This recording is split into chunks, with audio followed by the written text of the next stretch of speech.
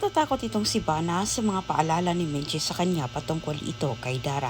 At samantala kahit pilit na pinigilan ni Dara na hindi makarating itong si Jenny sa recording, nakalusot pa rin ang dalaga. Bagay na hindi rin ito ikinatutuwa ni Dara. Dumating si Dara sa araw ng recording ni Jenny at BGYO. Gusto nitong masaksihan ang hindi pagsipot ni Jenny. Balit nagulantang na lang itong si Dara nang makita niya si Jenny kasama si Menchie. Akala naman ni Dara na walang makakita sa kanya ni Jenny at Menchie. Lalong nabuo ang pagdududa ni Menchie na si Dara ang nasa likod sa nangyari sa kanilang sasakyan. Tapos din niyang namataan si Dara. Pinento ito ni Menchie kay Vanna at nagtataka din si Vanna kung ano ang ginagawa ni Dara sa araw na iyon doon. Ang banda kampante naman itong si Dara na pasukin ang opisina ni Freddy dahil alam niya na abala itong si Vanna at sila ni Menchie. Hindi siya mapapansin sa mga ito. Tinigilan ni Dara itong si Freddy sa pangungumbinsi. Kailangan umano nilang mapigilan ang recording ni Jenny at sa grupong BGYO habang sila ay may oras pa.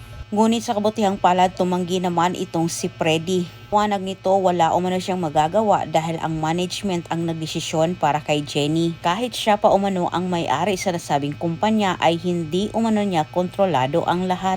At higit sa lahat ayaw niyang bigyan ng pagdududa itong si Vanna. Samantala masamang ibinalita naman ni Dara kay Megan na tuloy pa rin ang recording ni Jenny sa grupong BGYO. Kailangan ng mag-ingat ni Dara sa kanyang mga kinikilos. Dahil sa laging paglapit niya kay Freddy at dagdag pa ditong namataan siya ni Menchie at higit sa lahat naabutan pa siya ni Jenny sa opisina.